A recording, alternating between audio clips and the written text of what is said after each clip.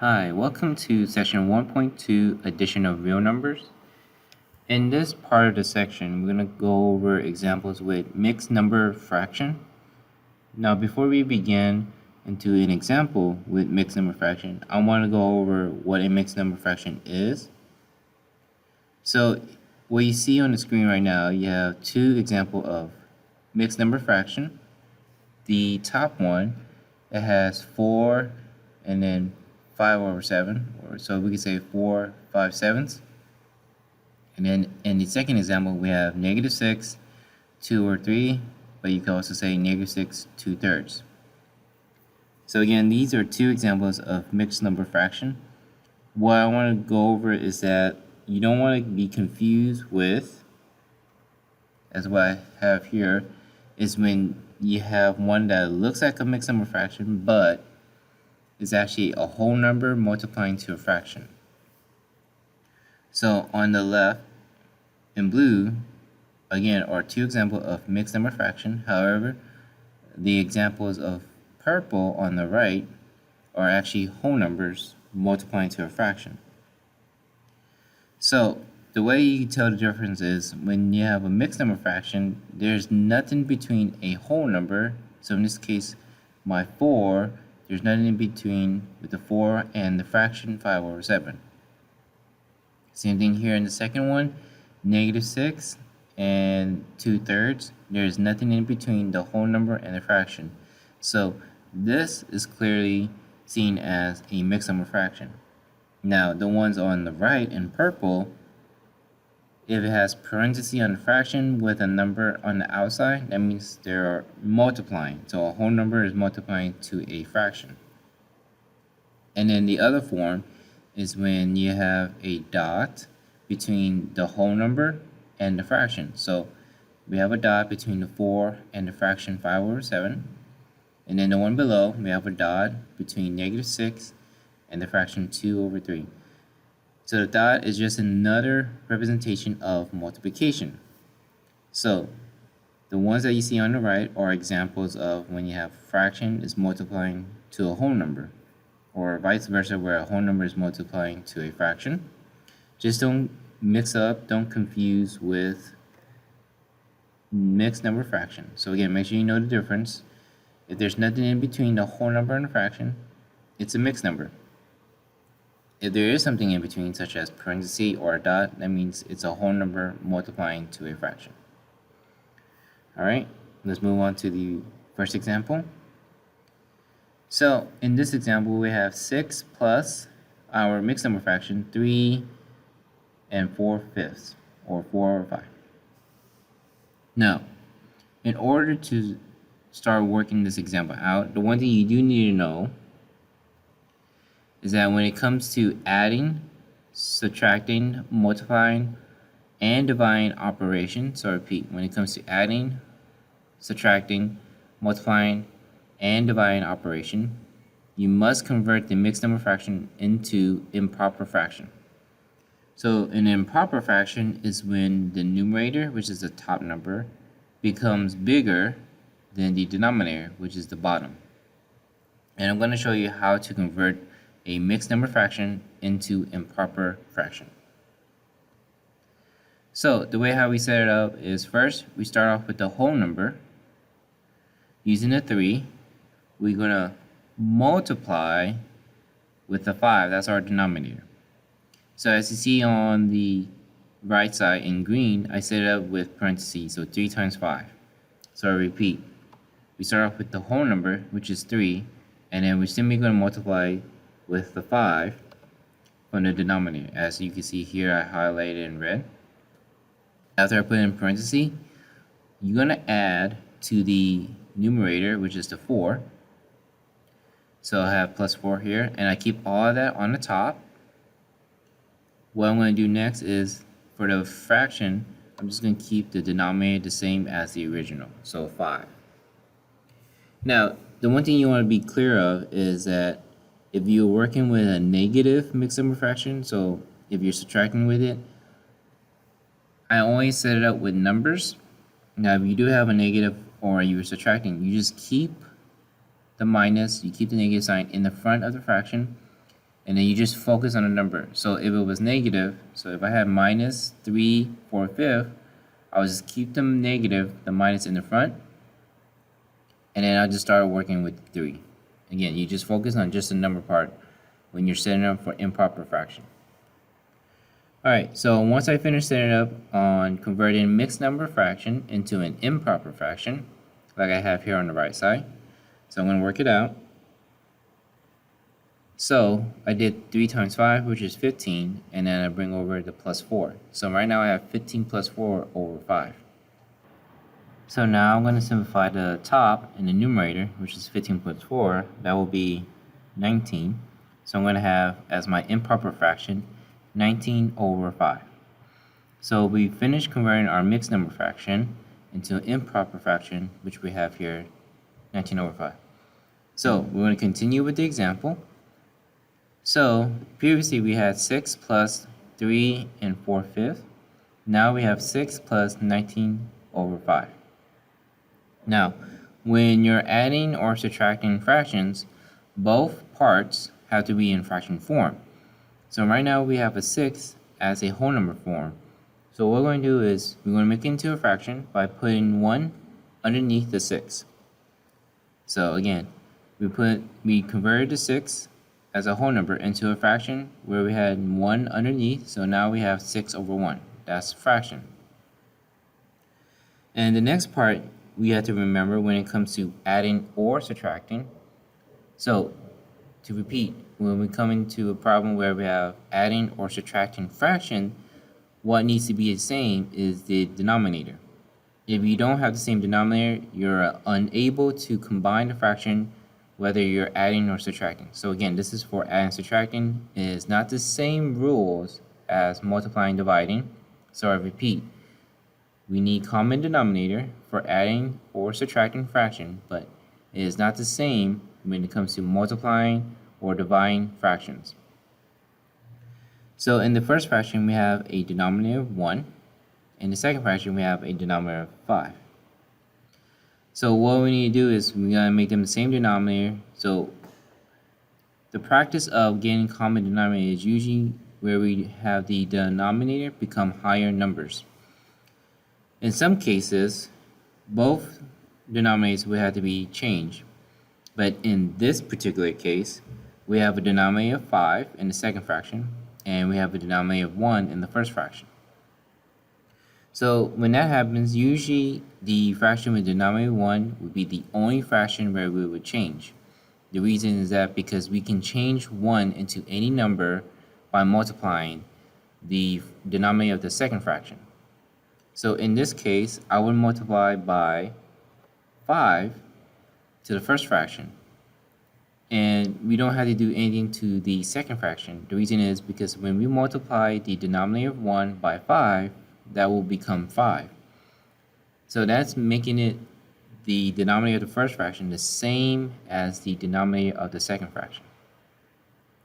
So when you're changing the denominator of any fractions, you also have to change the numerator. So in this case, I'm multiplying the 5 to the numerator, which is a 6, and the denominator of 1 on the bottom. So when I multiply by 5, I'm going to have a new fraction, 30 over 5. Now, if you want to check if you have the right fraction, you just simply divide 30 by 5. 30 divided by 5 will equal to 6, which is what we have as a whole number in the original example. And another reason, as you can see now, when we multiply by 5, is the first fraction has the same denominator as the second fraction. So we're on the right track. So I repeat, in some cases, you will have to multiply to both fractions if you have two fractions that you're adding or subtracting to get same denominator. And when you're trying to get same denominator, usually you make the number become bigger. But in this particular case, we have one fraction with a denominator of 1.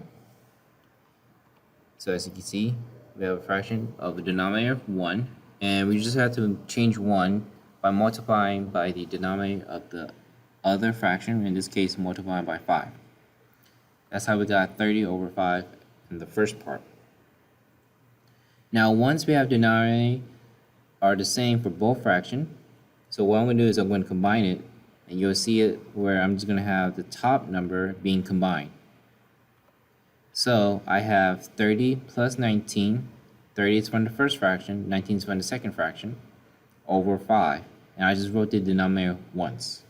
So this is what happens when you're adding, subtracting fractions with the same denominator. You're just combining the top, the numerators, whether you're adding or subtracting. So in this example, I'm just going to be adding the 30 and the 19. So when I add those two together, I'm going to get 49 over 5. All right. So in some cases, you would leave this as your final answer. And the only way you would know you leave it as your final answer is if your question did not ask to simplify final answer into mixed number fraction. So you can leave it as 49 over 5 as your final answer if, I repeat, the question did not ask to simplify final answer into mixed number fraction.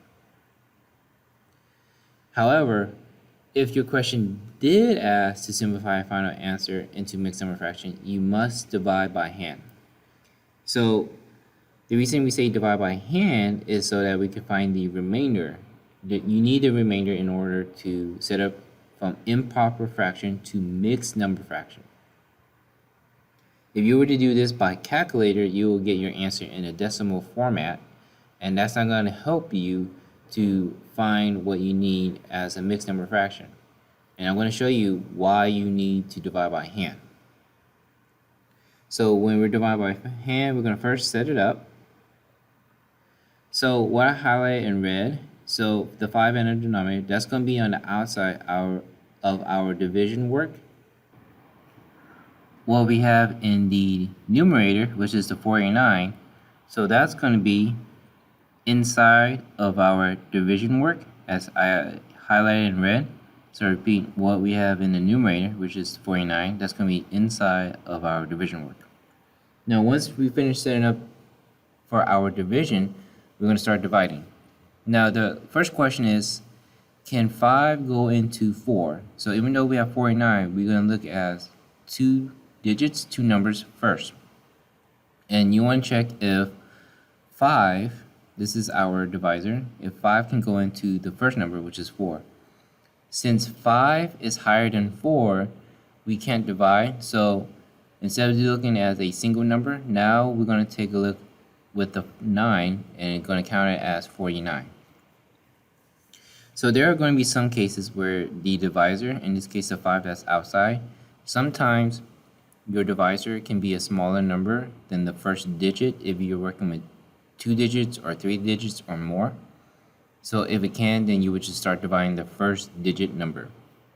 But in this example, the first digit is not larger than the divisor, which is the 5. So instead of looking at just 4, we're now going to take into account with the 9, and we're going to look at it as a 49.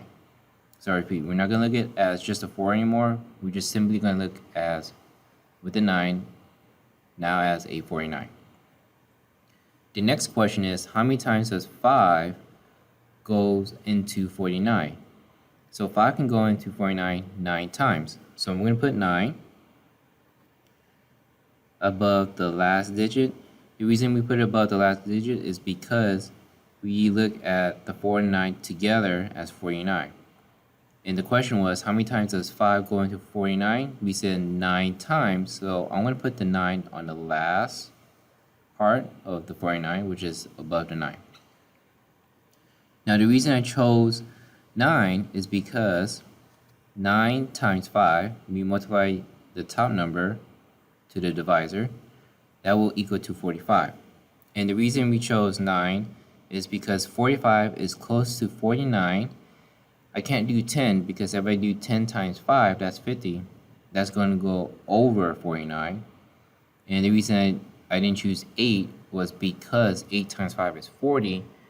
You can still go higher towards 49 with 45 and not be over. So that's why I choose 9 instead of 8, and I choose 9 instead of 10. And usually when you're dividing, we go one step at a time. So usually when it's one step at a time for these numbers that we put on the top, we usually go up to 9. We never use 10. So once we did 9 times 5, what I'm going to do is I'm going to use that 45, and I'm going to put it underneath 49. So as you can see here, I put in parentheses, and I'm going to subtract. So I'm going to do 49 minus 45, and I'm going to end with 4. Now, since we're at the very last number, as you can see, I put my yellow goldish 9 above the last digit of 49. So that means that when I'm dividing and subtracting, this will be my remainder. So I repeat, when you put your number, like how I have for my yellowish goldish 9 above the last digit of the 49, and then when I subtract, what I have will be the remainder. This is where I will stop dividing. So my remainder is 4. Now, as I mentioned before, if you were to use calculator for 43 over 5, excuse me, this is a little typo, so I'm going to change this to 5 again. And this was 49. So again, that was the original problem. It was 49 over 5. If you were to type this in with a calculator, it will give you a decimal format as your answer, and it won't help you find your remainder. So this is why we had to divide by hand, is so that we can find our remainder. This is what we're going to need for our mixed number fraction. So moving forward, this is the division work that we did. Now we're going to start using the numbers from our division. So what we're going to start off is the 9. We're going to use the 9 that you have on the top. That's going to be our whole number. Now we're going to start setting up our fraction. This is where the remainder comes in. So as you can see, I highlighted in red the 4. The 4 is our remainder. That's what's going to help us give as our numerator of the fraction part. And then the 5, which from our division work, the divisor, that will stay as our denominator for the fraction. So here we have 9 and 4/5, or you can say 9 and 4 over 5. That's going to be our mixed number fraction. That's going to be our final answer. So when the question asks you to simplify into mixed number fraction, this is how you would divide by hand, and then once you finish dividing, the numbers that I show you in red, as I'm going to go back, the 9 on the top, that's going to be our whole number, and then the remainder, that's going to be our numerator of the fraction part, and what you have for the divisor, that's going to be the denominator of the fraction. So our final answer in mixed number fraction is 9 4/5, or you can say 9 and 4 over 5.